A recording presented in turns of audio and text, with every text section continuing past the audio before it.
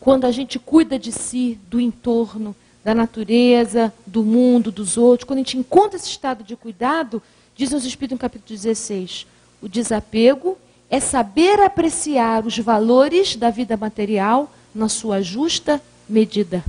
Ou seja, nem de mais, nem de menos, no que deve ser. Então, quando a gente olha para a vida da gente e diz internamente, nossa, meu Pai amado, eu sou grato por essa encarnação. É essa que eu preciso. Com tudo que eu acho de complicado, mas é essa que eu preciso.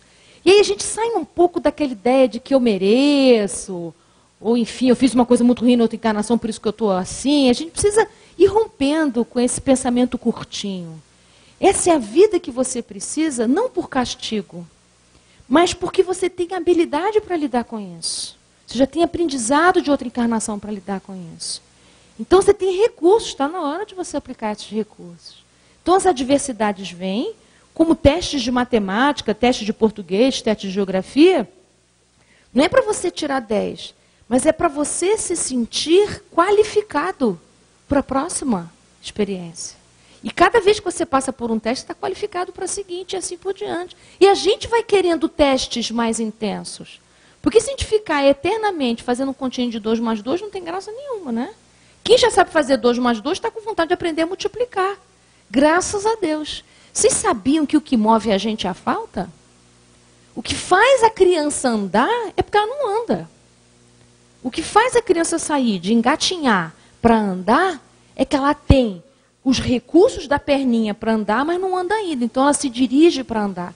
E quando ela anda, gente, ela começa a correr, né? E assim vai. Depois, quando a gente envelhece, gente, depois dos 40, tá? Depois dos 40, aí a gente vai fazendo o caminho ao contrário. A gente fica querendo parar de correr, parar de andar, e a gente quer sentar, não é? E é assim mesmo, né? A vida corpórea, ela tem clímax e declínio necessário para que o espírito possa se desenvolver. Uma passagem importante é a passagem no filho pródigo, né? Uma parábola importante. É uma parábola que Jesus está contando para a gente de desconexão e conexão. Então, em última instância, todos nós somos filhos pródigos, voltando para a casa do Pai. Mas o Pai não deixou de existir, nem deixou de amar, em momento algum. Mas na passagem, o filho pródigo ele não passa pela escassez, então é a escassez que a gente vive. Então, se a gente pudesse fazer de uma maneira geral, quanto mais sofrimento está acontecendo na nossa vida, isso significa que está acontecendo muita desconexão. O que faz a gente atravessar os sofrimentos, as adversidades da vida de modo mais brando é a gente experimentar a conexão. Então precisamos fazer uma viagem de volta para casa. Mas fazer viagem de volta para casa significa a gente honrar o nosso caminho. Significa a gente se sentir pertencente ao nosso caminho sem revolta. Entender que está tudo certo. E aí esse estado de gratidão, Joana de Anjos vai falar isso no livro Psicologia da Gratidão, aí a gente consegue forças, recursos para a gente continuar.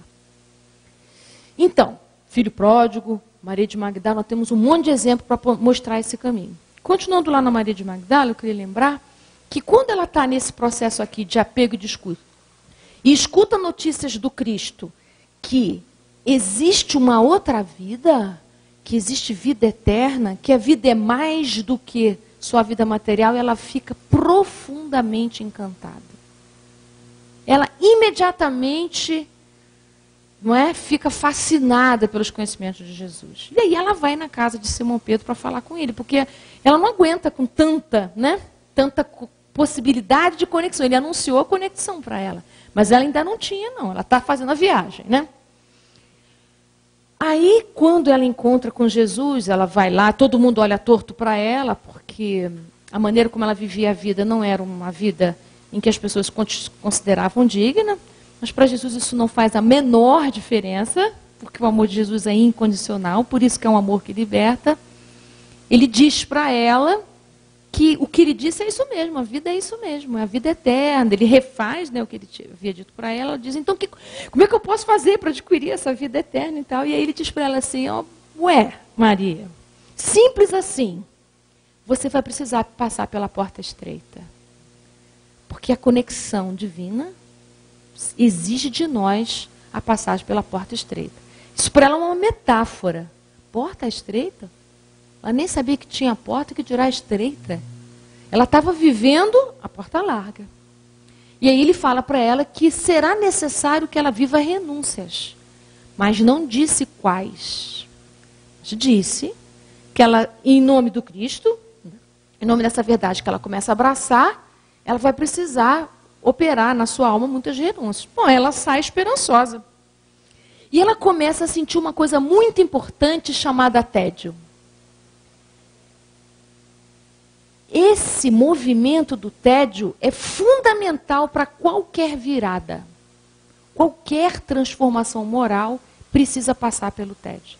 Vou dar um exemplo para vocês. No livro Libertação, que tem a história do Gregório, vocês sabem que a mãe dele ia abraçar ele todo dia, desencarnada, né? Todo dia, e ele não percebia a presença dela. Um dia a gente vai ser mãe assim, né, gente?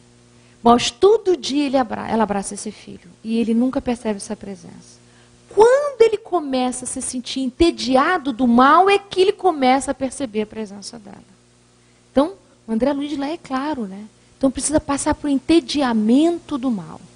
No Livro dos Espíritos, questão 1009, Kardec fala a mesma coisa lá. Os Espíritos dizem que é necessário o desgosto do mal para que haja transformação moral. No livro Vinha de Luz, no prefácio, Emmanuel fala a mesma coisa. O discípulo do Cristo é aquele que se entediou dos prazeres da vida terrena. Então, olha quantos exemplos. No livro Céu e Inferno, tem inúmeros casos que os espíritos sofredores contam que a mudança, que a virada se dá quando cansa. Então, gente, a gente só vai dar um passo libertador quando a gente cansar.